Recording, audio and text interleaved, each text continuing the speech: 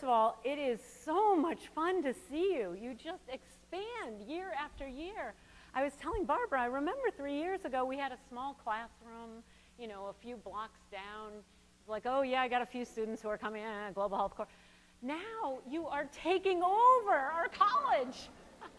And it's also just tremendous for me to be able to have you here at Brantford because I'm the master of this crazy college. My son absolutely thinks he's Harry Potter #2 since he lives here.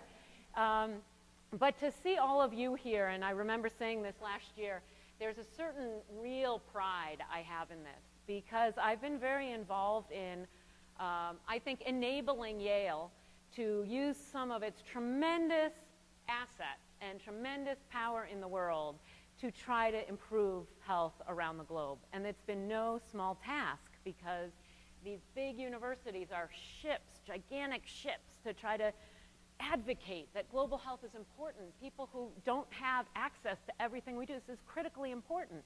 And it's been a bit of a journey to create what is a global health initiative here with lots and lots of faculty and administrators. But to have, are you 125, 130? 128 global health to-be experts and advocates in the center of Brantford College? I have arrived. I'm just delighted. So you are going to make a huge difference in the world, and I'm hoping that this talk, if nothing else, will just get you thinking about the word leadership, maybe in a different way, and also I hope give you some access. I absolutely would like to be a resource to you. Many global health core people have followed up with me in later years, and that's 100% fine. I like email, I'm good at email, and I'd be happy to be contacted. So hopefully this will be helpful to you. It's a hard act to follow, Mark Dybel, but I'll work on it. So I'm going to talk about leadership in global health, thinking holistically. And I just want to kind of give an outline for where we're going. Barbara, we have till 4:30, is that right, or 4? 4:30? Okay, but if we start to sag before then, it'll be okay. I won't keep you forever. So first, I'd like to get on the same page about some definitions. So we'll talk a bit about that. And then I want to present kind of a model of leadership or an approach to thinking about leadership. And I'd like to have lots of time for discussion because I'm sure that you'll have ideas and thoughts that will help teach me just as much as I'm hopefully presenting some new material to you. So what I want to start with are some terms, some key terms. The term management, the term leadership. I want to talk about public health, I want to talk about international health, and I want to talk about global health. So these are terms that people throw around pretty wildly, depending what your audience is. And I think it would be helpful for us for the next hour and a half to think of these sort of more precisely, what we're talking about. So the first thing is when people, and I bet most of you, as you grew up, had somebody say to you, you know, you're going to be a leader. Actually, did anybody have a parent, mentor, teacher, friend say, you have leadership skills and you're going to be a leader? Did anyone have that experience? Really? Was that it? No one else? Yeah, I think most of you did. But I bet there were not that many who said, you're going to grow up and be a manager. It's usually not what the parents, or even better, you're going to grow up and be a follower. It's so dangerous to only create leaders, no managers, no followers. It's like kind of complicated cake to make with just those ingredients. So I want to elevate a little bit what management and what leadership are in the definition I'd like to use for this talk. And I don't think I put in my slides to talk about followership, but we can talk about that as well. So first, management. I want to start with something concrete. So first thing is management is a process.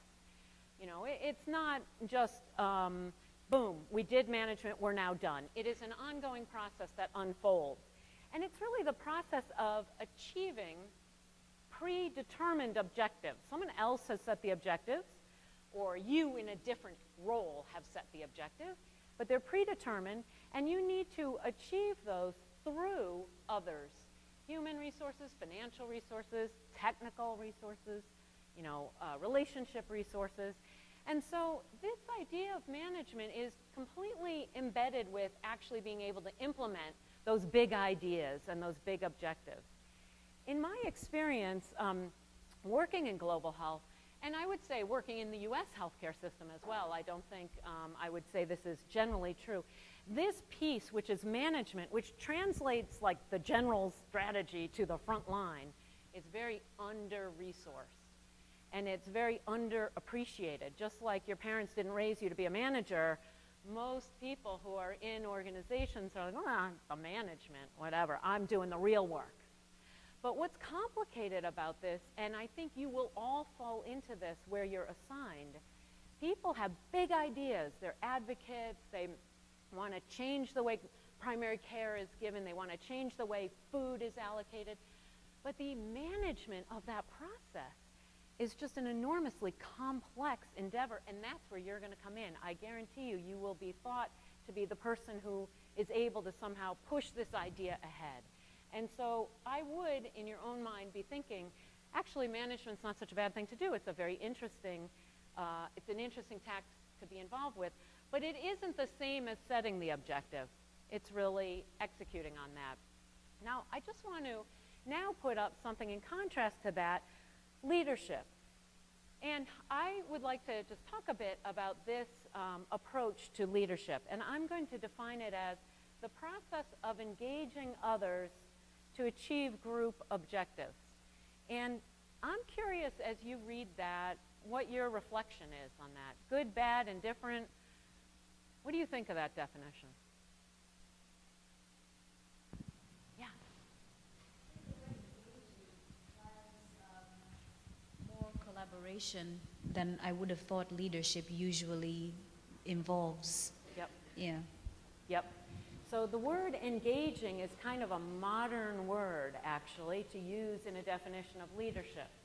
And it's a word, and I'm glad you started there, because often this definition might be the process of influencing others, or the process of directing others, sort of I'm in the leadership role and I'm pushing. And I purposely do this, and it is a modern definition, because of the field we are in. When you're in the field of health, where ultimately the individual finally makes a choice of what they're going to do, or a complex system, a multicultural system, a multi-hierarchical system, it's pretty hard to say, I'm setting the direction and we're going to go do it. It's just hard to do. The more you sort of fight that way, the more something's going to spew out the other end. And so actually, if you don't do the engagement, I would say you almost just are going to get nowhere. And at best, you get nowhere. At worst, you actually do more damage. So that's why this has engagement. What else on this? Yeah. Oh, sorry, I'm making you guys run. For me, the main word was group, or group objectives. Because if you all have the same vision, then I think we're, like, all the members of the team, whether you're the leader or the followers, then you're going towards that same direction, and you're not fighting towards different objectives. And for me, that was the keyword, because I had never seen a leadership definition that involved a collective vision in the statement.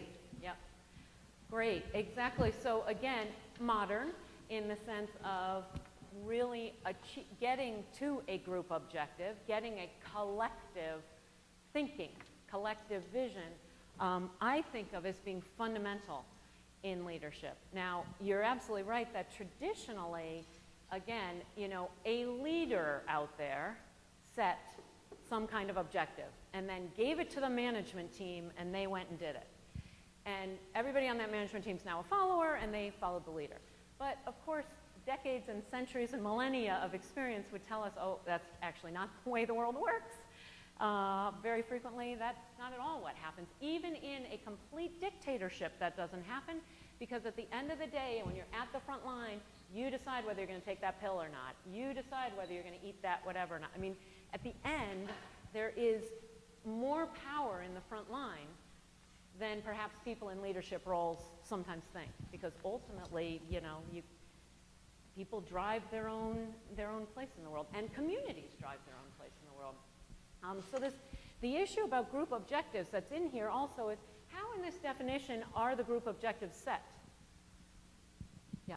Well, your argument with being engaged, that also shows the need to listen, so that to engage others, you have to have heard their voices first, the voices of the front line, like you mentioned, Yep. and know what it is that they're going to buy into. Yep. Yep, exactly. So the group objective almost emerges from the relationship, from the engagement. Now, I want to, actually, does someone want to challenge this definition? There's two here. Whoever you can get to faster. You raise your hand. Okay. My name is Axel. I'm from Burundi. Okay, it's just like a small question. From the two words, process and achieve, to achieve, I think somehow a leader must be, you cannot be, from positions, a leader is somehow a manager, but a manager is not necessarily a leader. Okay. So for me, I think the definition of leadership, I don't know if I can say it's incomplete, but it's, I don't know. It's somehow confusing to me. Because the process and to achieve, there are two words that are in the same definitions, the two definitions. So it makes somehow the objective the same for the two. Yep. Thank you. Okay, so let's talk about that for a minute. One thing is, the way I'm using these, they really are processes, they're hats you might wear, they're roles you may play. But I could be playing a management role in this meeting, and I could walk over here and play a leadership role in this meeting, which is a lot different than saying, you're the leader, you're the manager. It's more, what role are you playing in this group? And when you think about it, that's so true, right? I like to sing, but I am not a soloist. When I'm a professor, I feel like I am playing a leadership role with a class. When I'm in a chorus, I am not in a leadership role. I am in the back because I'm a little shy on that. So we all play these roles at different times. And so that's why I'm using the word process as opposed to sticking it on a person. Does that help at all? And then the achieve, I think that's actually quite important, is you're going to achieve the group objective. So the thing about leadership is it's there for a reason. The goal is to achieve the group objective. So, yeah. In the back here, was there another comment right here? Yeah. No, no? Yep, right here. I guess for the sake of argument, I could also say the definition of leadership could be seen as advocacy, and how would you differentiate that? Oh, right. So if the objective is advocacy, then the question is, how through leadership do you achieve advocacy? Or just if I read process of engaging others, I think because others isn't specific to within team or, you know, inside or outside organization, I could be doing that in my hat as an advocate. Yes, absolutely. So in fact, I think advocates have to have tremendous leadership capacity. But of course, often advocates are right at the front line. So this definition is about a process or a role you take on rather than somewhere in the hierarchy you may be. I would say you could, once you set the objective, the group sort of sets the objective could be very broad from, you know, we have to reduce maternal mortality to we have to get this advocacy agenda on the president's agenda to, you know, that objective could be lots and lots of different things. Yep, in the back there. I think I'd like to challenge the part which says group objectives because most of the case, ideally objectives are set by a certain, say like due to donor conditions or because they're in line with a certain target and they're not necessarily set or agreed upon by the group. So you find people that just have job descriptions that are just expected to deliver in that line. So unless you're just involving them at the level of this is what you have to do, not necessarily for them to, in terms of targets, and these are already preset objectives. Yeah. So I kind of find that coming through as a tangent with Yes. your statement. You're raising an important point, is how big is the objective? So it just says group objective. There may be leadership around the team that had these targets set by USAID, and now somebody in that team is going to demonstrate, a group is going to demonstrate leadership in how to achieve whatever group objective is there in order to get the target. So it does depend where in this onion you come in. I thought you were going to say something else, and then we'll move on, is I have given this talk before, and people have said it's very culturally dependent. You know, it sounds like a democracy.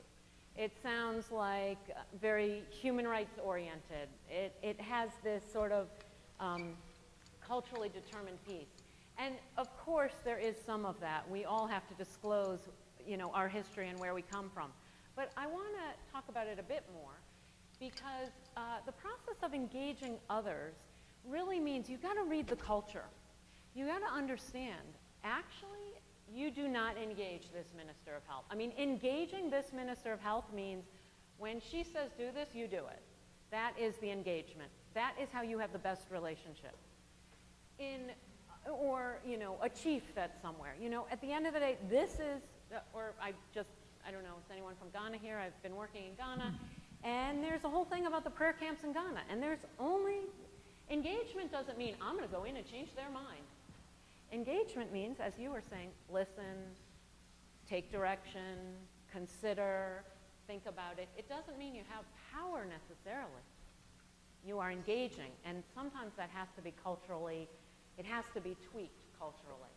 No question that's challenging to this idea of leadership, but I think it can flex to be applicable to cultures even in this situation where engaging is a pretty narrow band of what you can do in that engagement. In any case, let me move on. So public health, I just wanted to get us on the same page here. This was actually defined, this definition is very famous. It's particularly famous at Yale because our Yale professor said it in the 20s.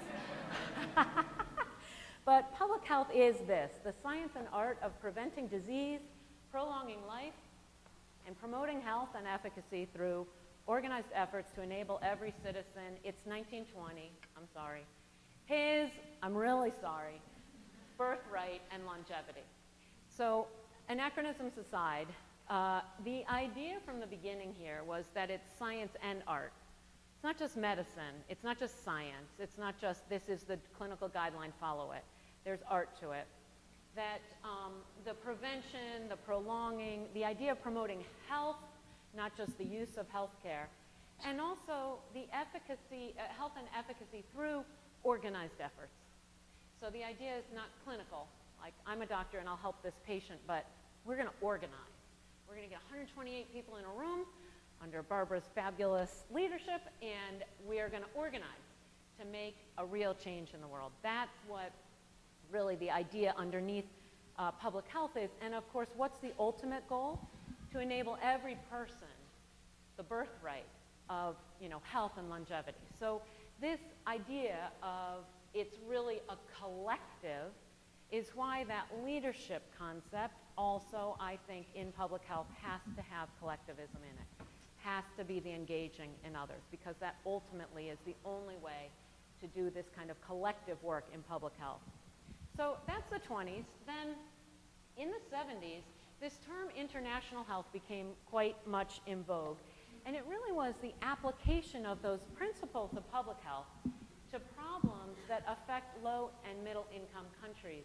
And it completely excluded the United States. When you talk about doing international health, that was a very US-centric word that meant I'm going over there and I'm going to do something over there to promote health. Any thoughts about this term, international health? And it wasn't that many years ago. In fact, I still argue very heavily with our administration that we need to be global health, and it matters. It's not international. Yeah.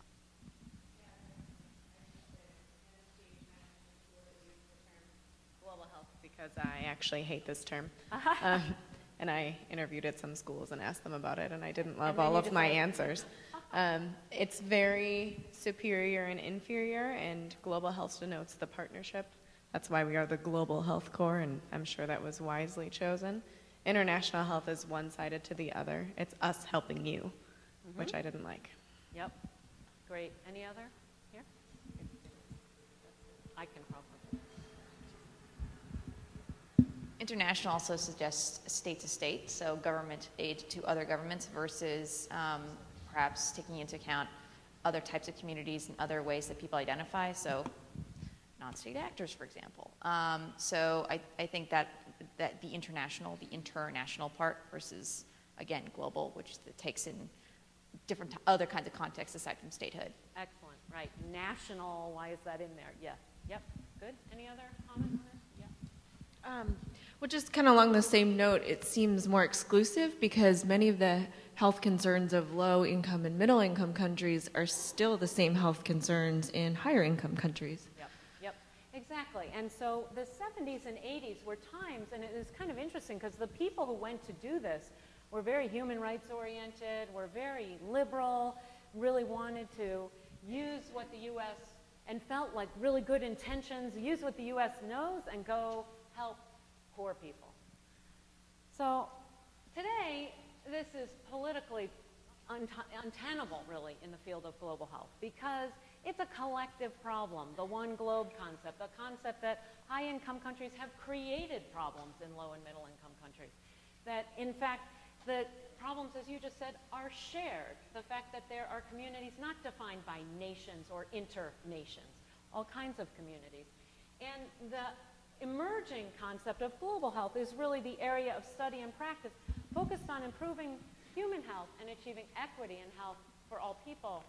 But the key here is it emphasizes, and this is interesting per your point, maybe we should take this transnational out of this term, right? This comes from Mike Merson and Jeff Copeland's paper in Lancet, but I'm going to get to them about this. So, see, thank you for teaching me. Emphasizes trans-communal health issues. Global refers to the scope, not the location of the problem. And it involves lots of disciplines, promotes interdisciplinary work, integrates the population-based public health and the individual level medical care. So it's not just a mistake that someone turned from international health to global health. There was a lot of meaning in that. And I think that it really opened up the field to be much more than, a lot of doctors and public health professionals going off to a low-income setting. And it opened it up to, trade policy, let's see, security policy, all kinds of issues that are global in nature and create health problems. Okay, so that's all my terms. Anybody, any beef with any of my 5 terms or want to argue? Yes, back here. I'm just inquiring from your definition of international health. Yep. It said that application of principles of public health to problems that affect low-income and middle-income countries. Why did you exclude US? You mean, are in there interventions that can cut across, since these are people, cutting across from low-income countries and middle and then to US generally? Yeah, yep. It's a very good question. If I understood what you were saying, is that when this field of international health emerged, it emerged from really the US and Europe going to countries that were middle or low income, that were not in the US or Europe, because there are plenty of low income communities in the US. And from here to there, a very us-them approach, like somehow this side has answers and this side needs those answers. That was how it was designed in those early days. Today, that really is completely opposite of the concept of what global health would be, in the sense that you can both give and get from all over the globe. We share the problems. We share the causality of the problems. We share the burden of the problem. And that's really the mentality to think about how to improve human health in the globe. Does it make sense? Yeah. Okay. Any other? Okay. Yep. Yes, I have a comment on the concept of international health, and I do think that, yes, it excludes a lot of participation, especially from developing countries. But at the same time, it reminded me of a title, actually, that I hold, which is international law, international lawyer. And international health doesn't represent such a threat to me, because I think of it in the sense that I would think about international law. That is, yes, there is less participation, but there are organs and there are teams that are kind of overseeing what's going on. There are international courts that have a special power. So I think that the issue in public health right now is, in my opinion, that we don't have that much of those control organs that come from like a superstructure. That is an incredibly important point. Now, someone could argue that the superstructure that governs law in a global setting, that superstructure, the UN, a whole lot of different treaties, some could argue there's not really full participation in the UN either. I mean, truly having a global governance is a trick. But I really like what you said, in the sense that it feels better if you're going to use the word international to say this is how we're trading back and forth. If you have a global governance strategy, you're much more protected from this us-them, because there's someone looking out for the whole. In health, we have not had a global, I mean, WHO, I guess, but that's not well funded in the scheme of things, and I would not say, I mean, high-income countries don't even comply with WHO standards, like the US. So, you know, this is at times. So I think that you're making a good point. Interestingly, the international development, international economics, international law, these are all areas that have really still held that international title.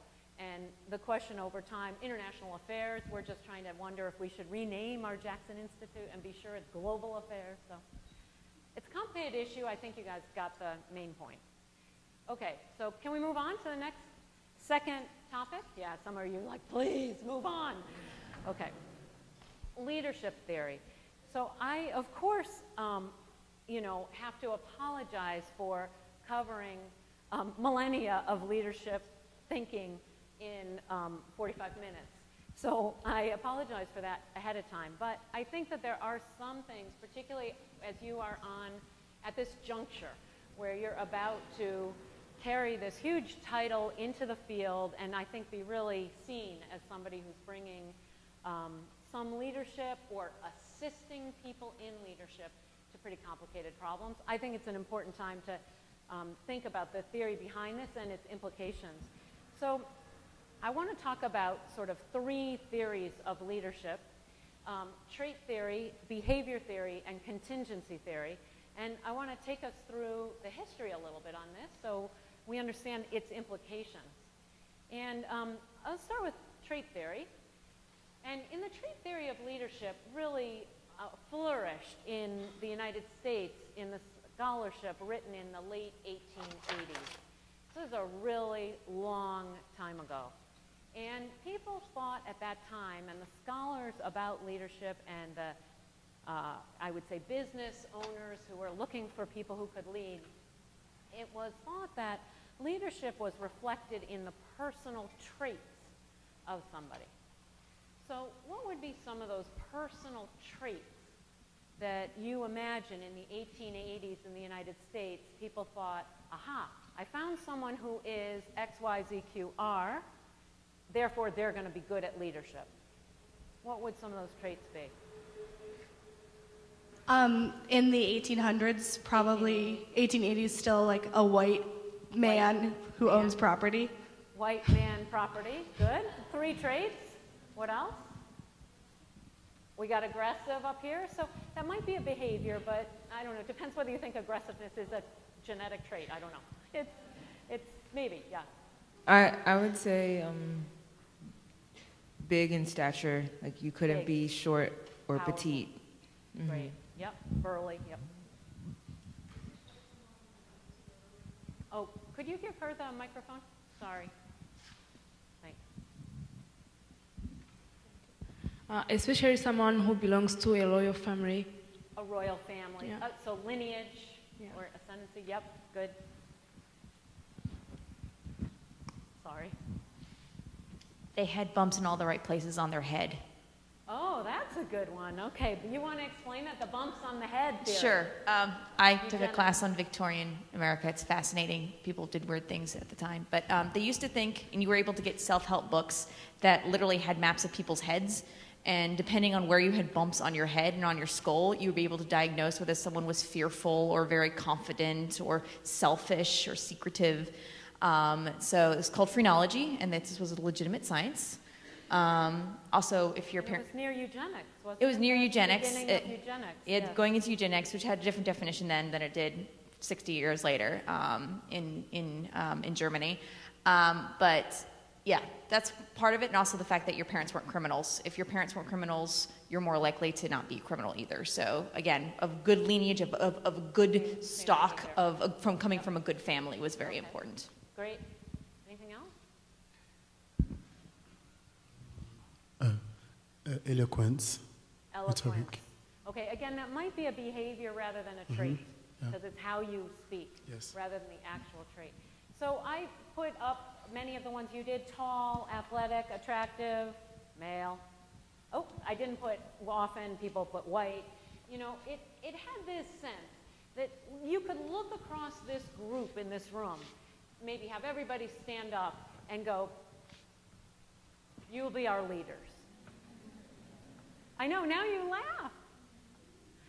But I want to challenge it a little bit, because today, and I am positive in your work setting, you're going to come across the words someone will use about, we just don't have any good leaders here.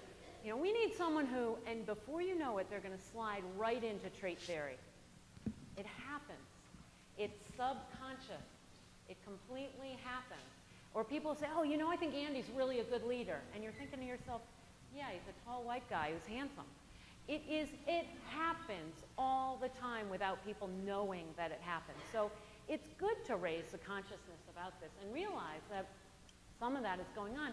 But it has been decades and a century of proof that, of course, this is not, we don't see empirical truth in this. People with these traits actually demonstrating greater leadership. Now, what happened that sort of changed this scholarship around trait theory and made it go away? One thing, there are many things that happened, but one thing that was particularly important was in the early 1900s, there was really a development of business schools. There was a development of, you know, high industry statistics that would be used in business practices to evaluate what were the best inputs to get the best output. In the United States, we are industrializing. People were looking for ways to create leaders. Now, of course, leadership is a role, not a person you've created, but nonetheless, in the really 1920s or so, people were driven to try to teach leadership, create leaders. If I just get these people in a room and teach them something, they will be great leaders. And so this really drove what was called behavior theory of leadership. And it considered that all you have to do is put people through different classes and procedures to learn specific behaviors in leadership. And so what do you think some of those behaviors are? Someone said it before: eloquence, what else? Organized, aggressive perhaps, charisma, confidence, yep. Posterity? Posture. Posture. You know, Barbara, no one has better posture than Barbara. I just try to copy her. No, it's true. You must have had ballet lessons, right? I knew that.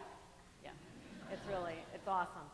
So I had before thought very similarly as you did. I would add decisiveness to that. Often, you know, you learn in business school, you know, you're going to be decisive about something. Optimism, read all the stuff about leadership in the Army. You gotta be optimistic, you know. There's and there was a time in the 50s when everybody said, oh, you need participation and you need to be more engaging, you know. So there have been a whole set of behaviors identified. Now, this is actually still very much alive and well. People still go to business school. They still take leadership classes. Very often when I teach in a whole variety of settings, people say, we just want you to teach leadership, and you know, there are like 8 traits and 8 behaviors. We just want you to teach those things. So I think this actually, a lot of people still believe very much in, I need to figure out all these different behaviors and then I will be a good leader. This is nonetheless, and maybe you're sitting there going, yeah, I do think that kind of does make a difference. But what do you think happened, what happened between now and then that maybe would have cast some doubt on the theory that you could take on these different behaviors and then you would be great at leadership? You'd be a good leader. Yeah. World War II? Good. That's a good thing that happened. Go ahead. Oh, talk about that more.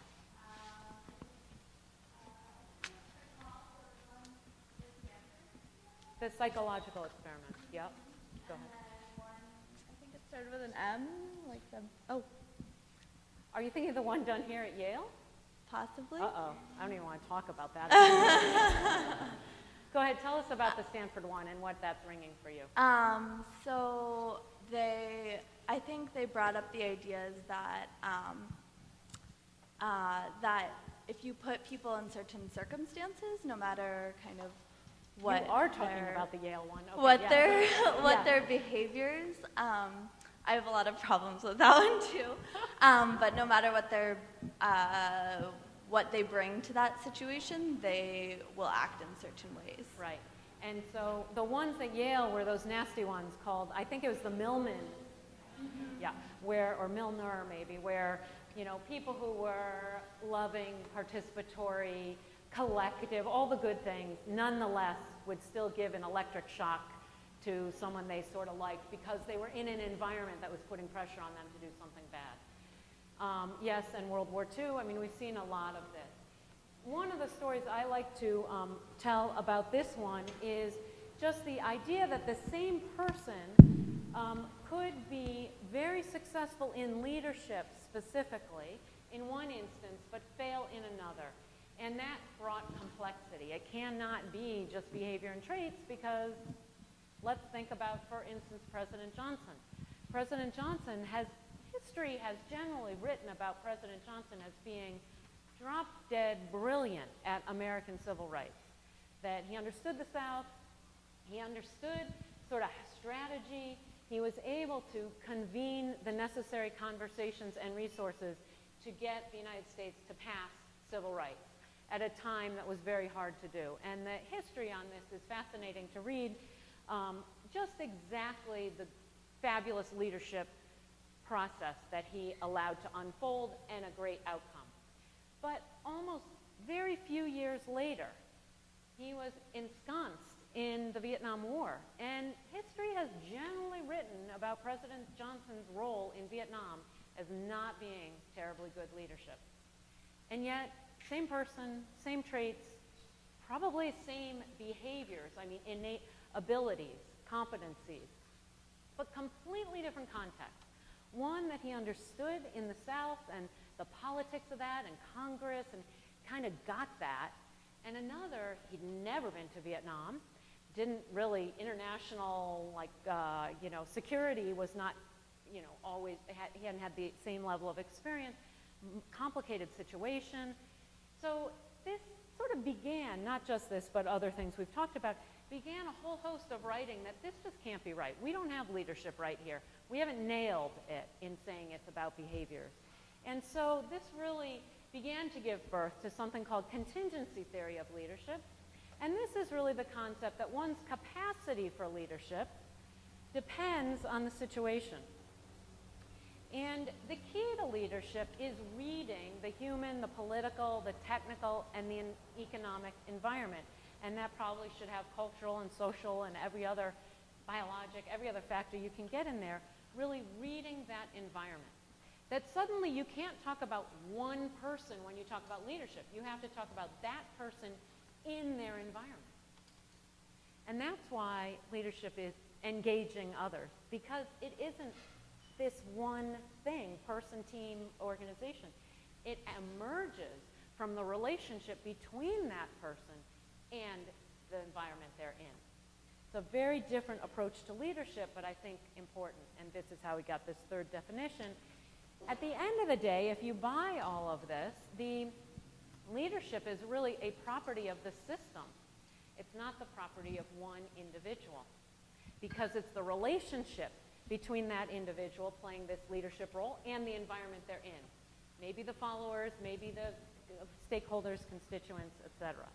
So it really casts a very different approach to what leadership is, and I think is completely central to what we're doing in global health. I think there's no other way to take it.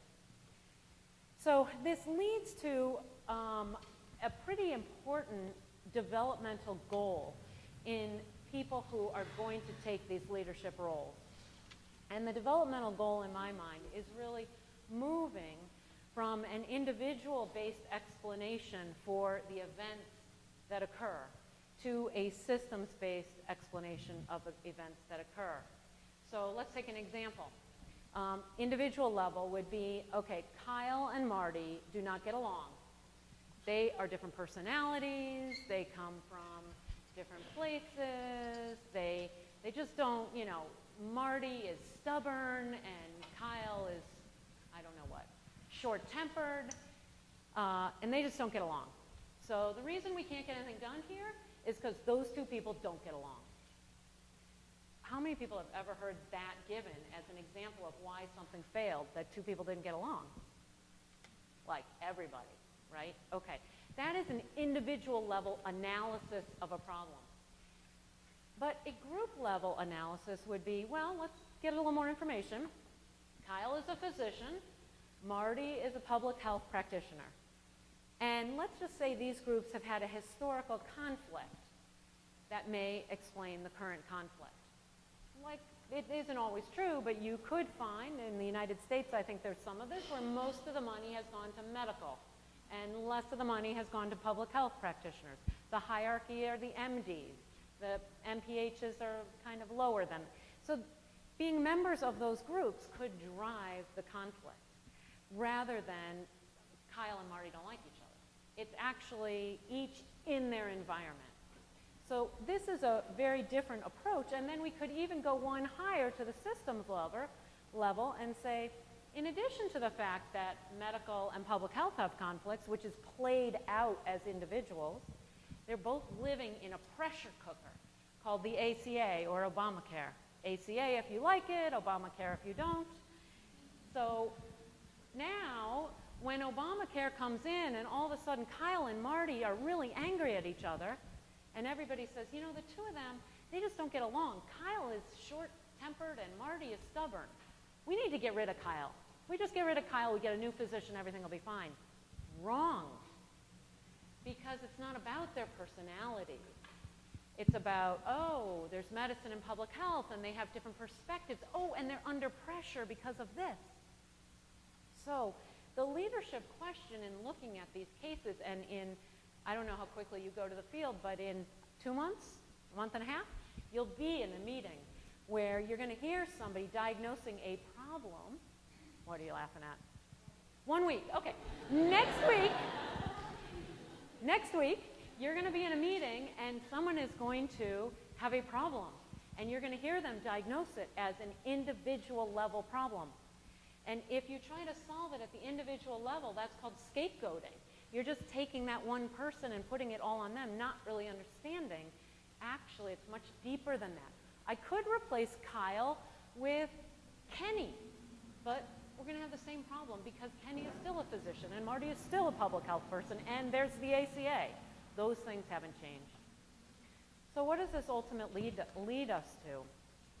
It really leads us to a completely different place, I think, in terms of leadership.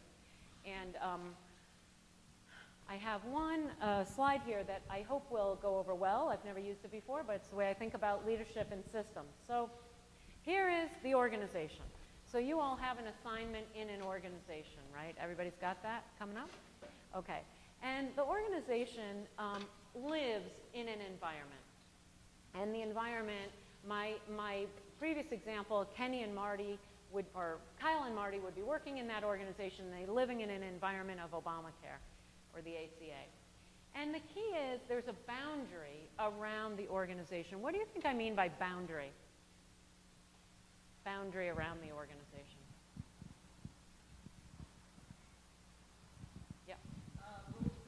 policies that that specifically spell out how the organization is supposed to interact with others within that environment? Okay, so something that would be a concrete example of a boundary might be rules of engagement, policies, procedures. That could be an example of a boundary, yep. What more generally would a boundary be? Yep. Sorry. This is not easy, is it? It's okay. I was thinking more just that an organization has, it can't solve everything in the environment, at least especially on its own. And so that's a boundary too. Okay, that's cool. So the boundary, the organization can't solve everything on its own. So it does have something that says, this part is mine. That's within my boundary. And then there's this stuff out there. Yeah? How about right here? Since, oh, yeah. Either one. Oh, you have the mic. You're next. I was Why thinking, don't you go first? Yeah.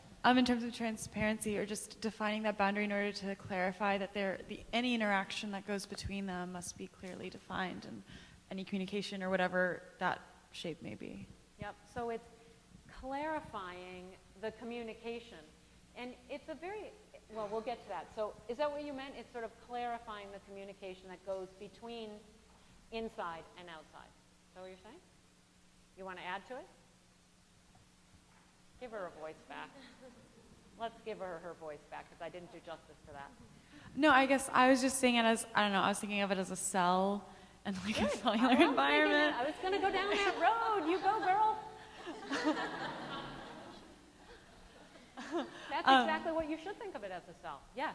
So, go ahead. Well, just as you have, like, as you're defining the transport of molecules, like intermolecular and extramolecular, and you have to look at the transport mechanisms through which that happens. Exactly. All right, we're going to get back to that, but I think he's got something maybe less crazy to say. Go ahead. I was just going to say the people that interact between the two organizations. Mm-hmm. So what does that have to do with the boundary? That they are the boundaries. Those are the people interacting with each other, and that is the mechanism. How do you know if you are a person that's like on that boundary or inside the organization, or? Maybe it has to do with people's roles within the organization, whether they have external roles, internal responsibilities. Exactly. So a boundary could be a role. Like all of you are global health core people, so there's a boundary around us. Well, there's a boundary around us because we're in a room right now, but that's no accident. There's also a psychological boundary around us, because we all have those bags that helped us give a boundary. It's like that's who we are. We are in group right now. We're here the same. There are a lot of things that make us diverse, but in terms of being an organization right now, we're that blue organization because we're bounded by a lot of similarities. We all kind of have the same mission to do something in global health. We got these bags. You guys have the same title as each other. You know, there's a lot of things that bring us together. Oh, over here, yeah. Sorry, making you run. Along the lines of kind of the psychological boundary, I wonder if there's also sometimes a boundary about what we feel influences us and what we can control and impact. I think sometimes within an organization, we forget about kind of the ripple effect of everything, like how everything is connected back into the environment, and what we can control. So the psychological boundary in that way as well. Yep, the psychological boundary is incredibly important. What do you identify as? What do you identify as psychologically? I'm kind of, this is my sphere, and that's out there. Is that what you meant? Yeah. Okay. Back to the cell for a minute, because actually I really do want to talk about that. So I don't know how many people were how many people took biology?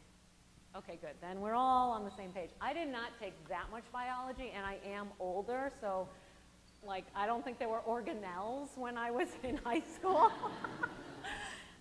As an adult, I've learned about organelles when they were discovered, and there's something, I don't know. Anyhow, I do work with molecular biologists and biological physicists, and we talk a lot about this, actually.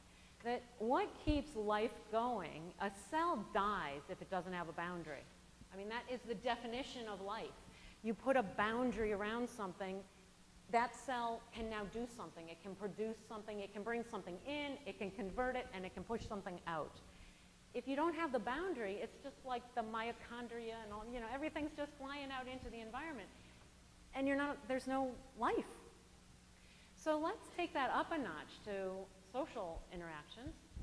The boundary is just fundamental about having that organization be alive and be able to do something. But it's so paradoxical because the moment you put a boundary around it, what have we done? We've shut other things out. We've sort of labeled we're in and you're out. It's us versus them who didn't get into the global health core. It's pretty taxing. It's a pretty taxing thing that we have to put a boundary around to be alive and to know what we're doing and be psychologically safe and have a production function and procedures and identity. We have to have it, but by virtue of having it, there's somebody, them, versus us here. And so this is, why am I talking about all of this? The reason I'm really interested in it, but the reason I'm talking about it is this is going to tie back to leadership, I promise you. The other cool thing about the boundary around an organization is it's very similar to the boundary around a cell, the membrane. What's a healthy cell? It has a porous membrane that allows the good stuff to come in and keeps the toxic stuff out. And when a cell is healthy, it's allowing it to exchange just that way. And when the environment gets toxic, like there's too much salt in the environment, what does the cell do? It closes down its membrane and it says, no, no, no, I don't want any of that salt out there. People do exactly the same thing. When you're working in an organization where you have no control and it's cloudy and it's ambiguous and you don't know where the funding is coming from, and do I sound like I work in a place like this? Yeah. So, and you're, you know, who's running this boat? The natural instinct is to say, this is what I have. I'm keeping my stuff. I need authority on this. It's natural. Now, let's put this in the context of global health. You are, let's say, the Minister of Health in Uganda.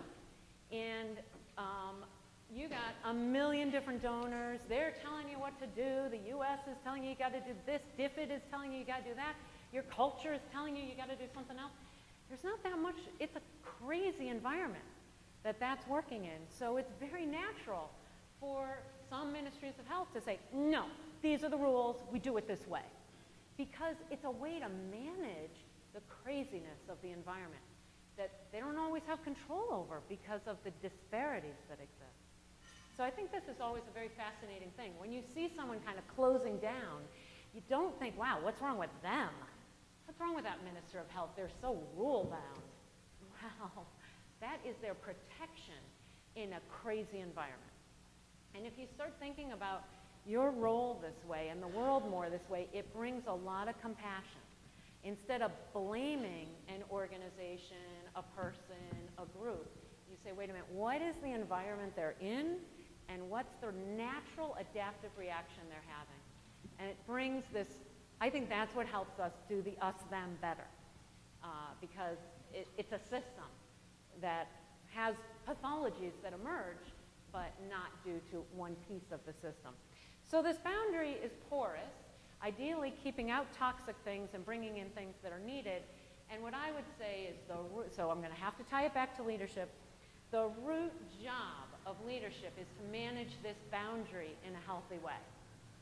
So a root job is, you are in a leadership role, you're connected like a boundary spanner out to the environment, you see the problems, the threats, the difficulties, you have a role, you and the team have a role internally to translate what's out there into productive work inside, and you're kind of always negotiating that, always thinking, do we bring this in? This is a new thing. Should we allow it? Should we not? How do we work with this? And that's where the engagement, if we go back to it's the process of engaging others to achieve a group objective, I would say the best kind of leadership in a system is you're engaging, this organization is engaging in its environment to ultimately achieve an objective that this entire system wants to achieve.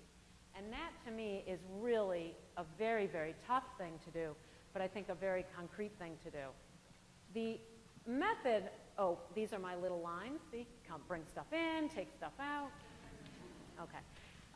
The method of developing this capacity to lead in this way is so much more complicated than just developing charisma or developing oral presentation skills or developing math skills, you know, or optimism. so much more complicated because it requires, I do think it has classroom-based theoretical component, but that's like 5% of the quotient here. I think classroom-based experiential, like cases and things where you put people into real-life scenarios in a safe spot is still a good thing.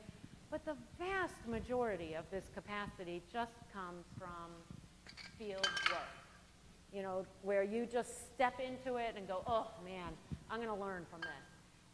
Just getting engaged and taking a risk and trying to use and learn as you go and being open so that you're learning from the environment. Being open and recognizing and trying hard not to fall back into that kind of scapegoat or overly simplistic diagnosis of a problem as it's just that person's fault. It's just that that group is a mess. When you hear that, you got to step back and say, oh, wait, I know the group is a mess, but what's the causal reason for the mess? It's usually bigger than, oh, those 5 people don't know their stuff. So with that, I have this cool picture of discussion because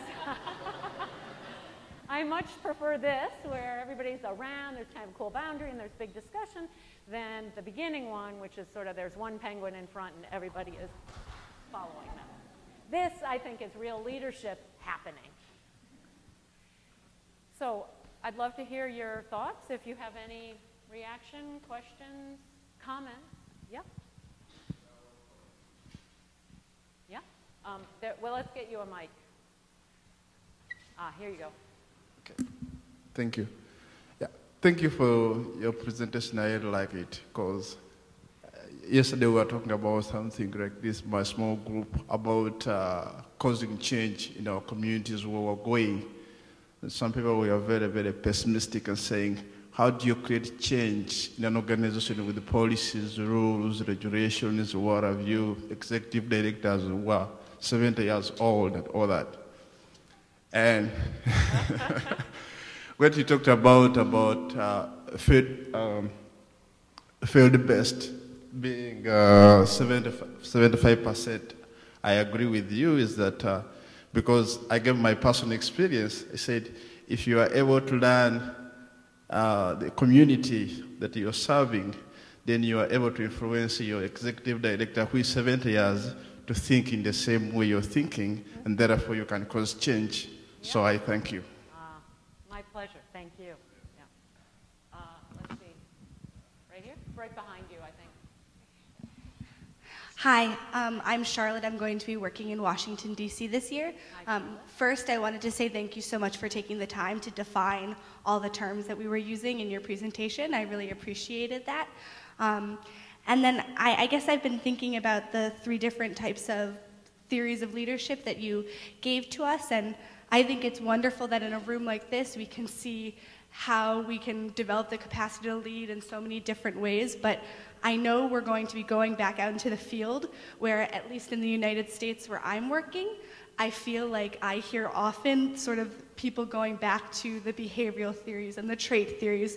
Like, we always see pictures of presidents playing sports because athleticism is important. Or when we talk about confidence, like decisiveness, it gets very gendered because we see men as being strong often and women as being overbearing or over-emotional.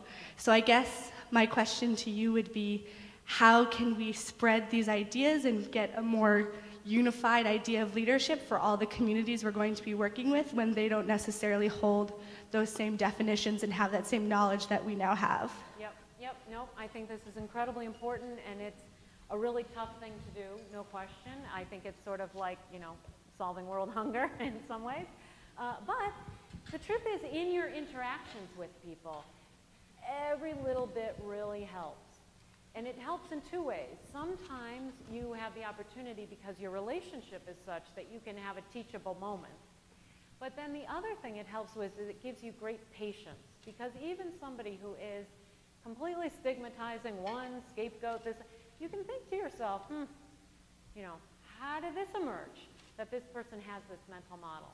And I think it gives you kind of staying power. You know, you're still engaging. It's not that you're saying, huh, they're just scapegoating, I'm leaving them. I mean, you got to engage with it. And I think having the relationship is something we often do have control over. We don't have the, outcome we can't control, but being able to engage, have the conversation, stay with it, stay at the table, which I don't think we do enough of as Americans. We are, you know, you don't have what I want, I'm moving on, as opposed to, no, invest in the relationship, because that's where leadership emerges. I think it can have impact. I think programs like this can have huge impact, really. One last point on this is you will get good at diagnosing the problem, and occasionally you'll be able to say, you know what, we shouldn't just scapegoat that person. We got to look at the whole thing. And the next time people will say, wow, you know, she was right last time. So I'm optimistic. Right here. Hello, I'm Fales from Zambia. I read an article that stated that leaders are born, and then there were some scholars who were arguing against it, saying they are made. I just want to know your views on that. Okay. Leaders are born would be trait theory. Leaders are made, I think, would be behavior theory.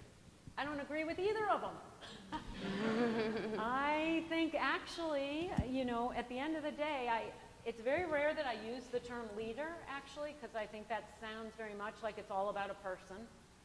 And I really try to say, you know, people who are leading or people who are playing a leadership role, or there is leadership here, because I think it's a trait, it's a characteristic of an entire system of relationships.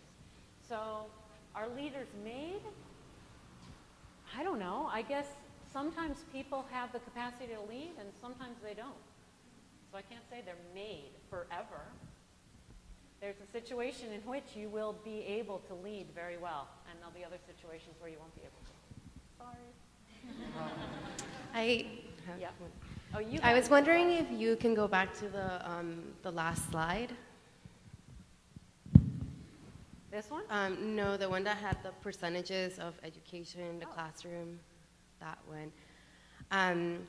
I come from an architectural background, and I was wondering how you felt that the current role or the model of education has for leadership, because the way classrooms are set up, most of the time you're in a desk just like this, and you're not engaging, you're not participating in the way that you should or you would in a field-based experience, which is, I mean, you clearly have pointed out the 75%.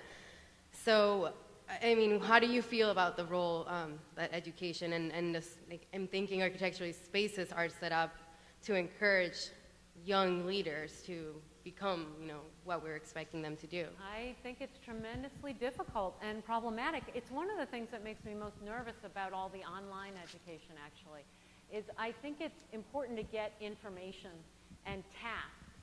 But if you don't have the ability to invest in relationships and learn how to negotiate collective thinking, I just don't know how you learn how to lead. And one thing I really like about Yale, and I like about this room, is there's a lot outside the classroom. And many of our students say actually most of their capacity to lead or be educated had nothing to do with the classroom. But you're offering us a new option, which is, well, it could happen in the classroom, but we need to think of the classroom differently. I agree with you. Yes.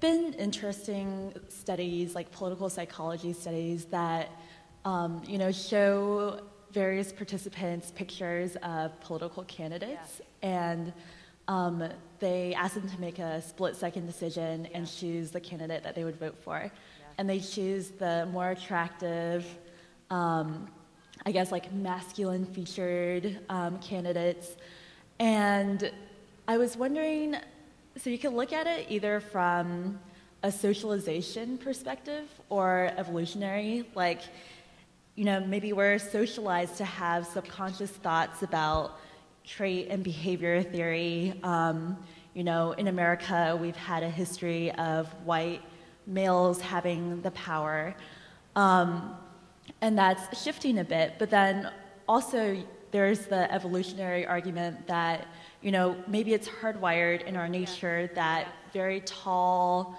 I guess, attractive alpha individuals are the ones who are usually the leaders of the pack. So do you think that we could ever completely move to a contingency theory, or do you think that no matter how much society changes and we may be differently socialized, there's always going to be some part of us that, you know, defers to the trait and behavior theory, whether it's leaders or like, you know, terrorists, and like, oh, it's because they have specific personality traits rather than a more systemic perspective. Yep, it's a great question. And maybe just to phrase it a little more, I think the question is it ultimately really adaptive for humans to use trait and behavior theory? Like, is there a biologic, it just is, you can't get away from it. It's the quick stereotypical judgment. And we need to be able to make quick stereotypical judgments because there are times there's danger. I mean, you can kind of imagine there might be an adaptive reason to stereotyping. And so what do we do there? The thing that I would say is when you're in a situation that is a crisis situation and you are going to have to make snap choices, you're probably going to make bad decisions at times without more practice to that. And they're going to be decisions based on trait and behavior things that get you through the moment, but they don't sustain you over the long term. So my advice in this situation is face it, recognize it. You're going to be making these sort of unconscious trait theory behaviors that you're not very proud of in the long run. But they're going to just happen because we're human and it happens. But then when the dust settles back up and put it more in your conscious brain to say, did we really think it from a systems point of view? Did we really look at all the pieces? So it's sort of like how to overcome your knee-jerk reaction. You can't erase your knee-jerk reaction, but you can get some intellect on top of it if you have time. So we probably never will erase it. But I think we can do better than that when we're in a situation where we have time. So where's the microphone going to go? You got it. Okay. Just raise your hand if you have the microphone, yeah? I really think it's important to see the context, I guess, of the different organizations that we're going to be working with and working for, I suppose. And I do think it is very knee-jerk reaction to kind of huddle down. Do you have any strategies that we can employ when we're working with those organizations or for those organizations to try and get them to open up a little bit? Well, I think one of the strategies, and others have said this, but I do a lot more listening than talking for the first few weeks. I would also just be patient with yourself. You know, these problems that are emerging and the way there's a lot of pathology in organizations, those things have been created over decades, and you're not going to change them really quickly. You're going to make it a little less bad on the way through, but having a little bit of patience and seeing it really as tremendous learning, not as like, oh my gosh, I couldn't solve this, it's so frustrating, but more, we learn even when we don't solve things. Sometimes we learn a lot more when we don't solve things. So I think that's a big one. The last one I would say is to find an outlet. I mean, this is just a huge, it's sort of how to protect oneself in a leadership position is find a way to express the irritation, the emotional, the part that's like knee-jerk. Find a confidant, find a hobby, find something that's an expression on the outside. I think those are the main things. Yeah, yeah. Hi. Can you hear me? Okay. Yes, can you give me one example where you managed the boundary in a healthy way, like successfully managed the boundary in a healthy way, while playing a leadership role?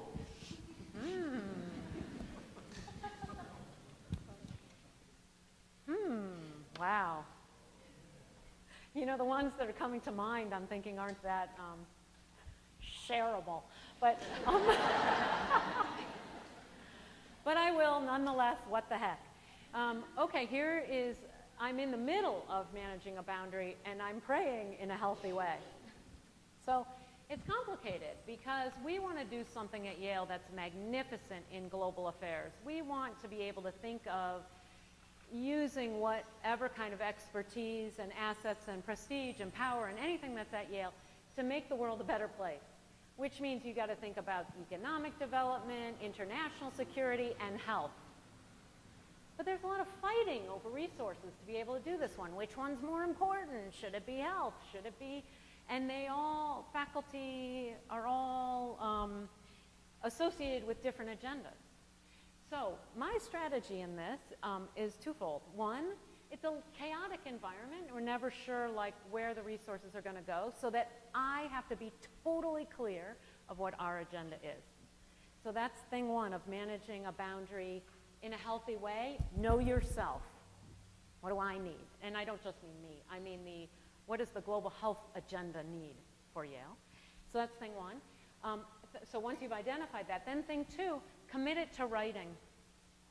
Commit out loud that this is what we stand behind. And I think that's another way to manage a boundary in a healthy way. First, you got to know who you are. Then you got to state what the boundary is. This is what we're trying, this is what we need. This is the space we need. This is the money we need. This is the communications we need, whatever it is. This is what we need.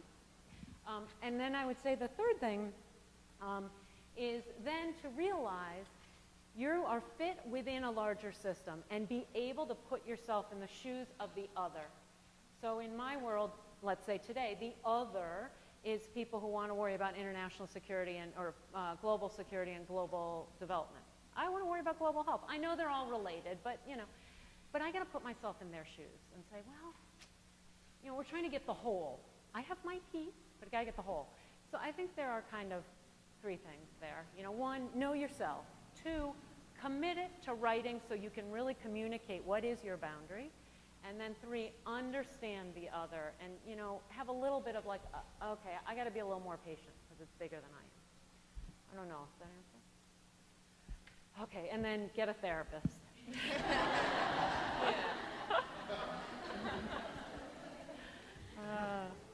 Oh, that's on tape. Great. Okay. I don't know. Who has the microphone? I have. Okay, so as you were speaking, enlisting, talking about the process of leadership being one of engagement, my immediate thoughts were, how can I learn these behaviors? Humility, engagement, facilitating, organizational behaviors, all of these things. And then I kind of caught myself and wondered if I was again falling under the behavior model with just different qualities. Exactly. So what do you think about that? If MBA schools start to now teach engaging just different type of leadership, how much can a person develop, or how much is it exactly. if engagement is a personality thing? It's important. The thing that I was trying to get across earlier, but I think it is a hard idea, is engaging might be taking orders and going, because that's what the culture is here. It's not listening. It's not. You just need to hear what your boss said and go do it. And that might be, maybe I should change that definition to responding to the environment or engaging with the environment. And if the environment is completely toxic or totally dictatorial, you're not going to facilitate. You're not going to engage the way we think of English engage. Like, let's sit down over a cup of coffee. You're going to take orders and go do. So I really think that it is about diagnosing the environment you're in, understanding yourself in the environment, your boundary. Now, what's the best way to adapt to this so that I'm getting what I need, but I'm seeing the whole also? And a lot of times I think of that as engagement, but that may not translate into a behavior that, you know, is participatory. Who has the mic? He's got the mic? Yes, okay. Just inquiring about theories for leadership. Where would you put monarch leaders? Where would I put what leaders? Monarch, like a hereditary, Monarchy? yes. Yeah. So, and when you say monarch, you mean a single leader, right? Let me see, what do you mean by monarch? Like, probably back in Africa, there are some countries whereby leaders are born, and after someone passes on, there's someone like hereditary kind of thing. Excellent, excellent. So I would say that's a classic example where you have the title of leader, monarch, king. You have that chief. You have the title. Are you demonstrating leadership? Maybe, maybe not. You may not demonstrate leadership very well if you are not engaging others to achieve a group objective, So even though you carry the title of it. How would we take those to be? Are they rulers? They're monarchs. They have the title. They have the title of leader, ruler, whatever, but we don't know that they actually have leadership. What about those who, like, after a coup, become leaders? How would you describe those? After they what? Coup, after a coup. Oh, after a coup, they become leaders, right. Again, I think, hang on one second. I think we should separate out. You have the title. You're formally the leader. You are in charge of the country through coup, vote, whatever, versus you're demonstrating leadership skill, leadership capacity. One's formal, you got the title, but the other is actually being able to engage others to achieve a group of, and they're different. We have people all over who have the title, but are awful in the leadership role. Okay, good. How about, should we do one more question? Is that where we are? Yeah, okay. You got it. Oh, I didn't do very well on this side of the room. Sorry. How about two more? This one and what? How about that one? Okay, go ahead. I feel bad for them. Hi, my name is Natasha. Hi, Natasha. I wanted to ask you about leading from behind because I've had, every time I've worked abroad, I'm American, and every time I've worked abroad, I've been usually the only foreigner in the office, or maybe there might be a few other international fellows also from Western countries, but almost always, I was always a young black woman from the West. So there's a lot of intersectionality there, and I feel like I've encountered a lot of resistance in trying to lead for either a combination of those reasons or just one or two, whatever the case may be. So I wanted to ask you about any insight you have on leading from behind. Yep, that's a great question. And it reminds me of something.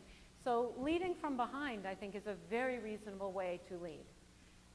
And often the most strategic way to lead. Now, a thing that your comment raises for me is for each of us to recognize if the rest of the world is using trait and behavior theory, they're looking at you and they're projecting stuff on you all the time.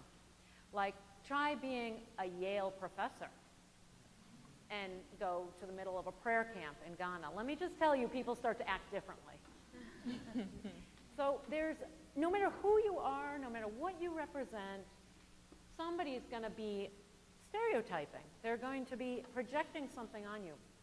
You can't get angry about that. You just got to deal with it. It's the environment you're in and think, therefore, how do I best achieve what this group wants to achieve? And a lot of times that might be leading from behind, because otherwise you'll seem like whatever, arrogant, whatever it is. So it's a really important thing, and it has to do with that self-knowledge and then reading the environment and then fitting into that. Okay, this one. Don't ask me something hard. Is it easy? I guess so. I wanted to ask, I was wondering why you did not talk about organizational culture. And why I'm saying that is that we are in a field that is multidisciplinary, and especially the health sector has a very strong culture. And if we are getting in, some of us are from different fields, not health, and getting in there and coming from a different culture and how this is going to intersect and how we are going to grapple around issues of organizational culture. Good. So I'm not 100% sure I understood everything. Did you say, how would I think about culture? And people are coming from different cultures, and then how does this fit in? Yes. That's what you asked. Oh. Okay, good. So I would put culture in this big brown environment here, in that, have you ever heard, I'm sure you have, but there is a great saying that is, culture eats strategy for breakfast. Which means no matter how good a strategy you have, at the end of the day, the culture is going to win. And this is true. The environment matters.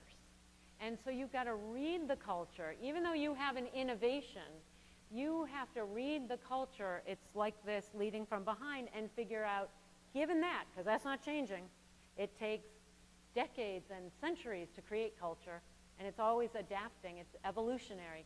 We're not changing evolution. That's there.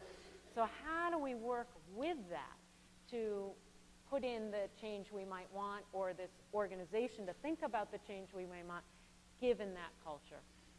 And I think that's just fundamental as part of the Brown piece. Oh, good. That wasn't too hard. Okay.